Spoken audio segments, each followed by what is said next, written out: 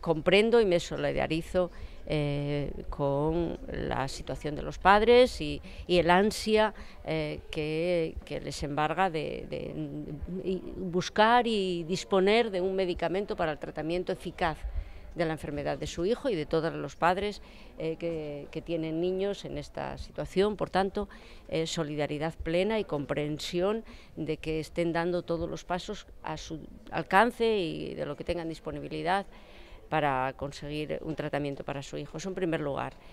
En segundo lugar, ese mismo ansia la tenemos también, la tengo personalmente y la tenemos en el Ministerio de Sanidad y en todos los organismos internacionales que trabajan con medicamentos. Queremos encontrar una solución eficaz a esta enfermedad, al Duchenne,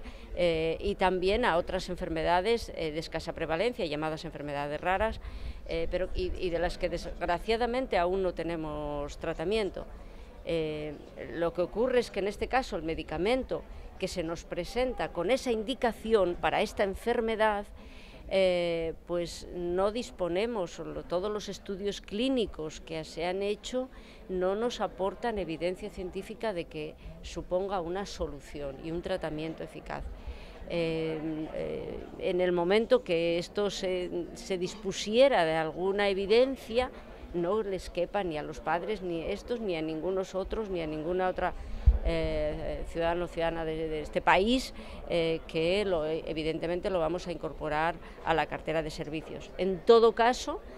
si los ensayos clínicos que se siguen haciendo, porque ahora supuestamente es eficaz para algún tipo muy especial de muy escasísimos casos, pero si se dispusiera de algún avance, que supusiera algún avance en el tratamiento, en el alivio de síntomas, etcétera, de la enfermedad, efectivamente se sometería a un estudio coste-efectividad con el laboratorio y se negociaría pues qué precios se pudieran asumir desde el servicio público. Pero insisto, si se demuestra científicamente que es eficaz y disponemos de la evidencia suficiente en este como en cualquier otro medicamento, pero desde luego no compartimos que se pueda generar falsas esperanzas, falsas expectativas en un asunto tan serio. Lo que ocurre, ministra, es que en este caso existe un agravio comparativo porque hay comunidades autónomas que sí han autorizado a través de sus departamentos de salud la administración de ese medicamento. Entonces, no está en la cartera de servicios, por tanto, cada comunidad autónoma será responsable de sus actos.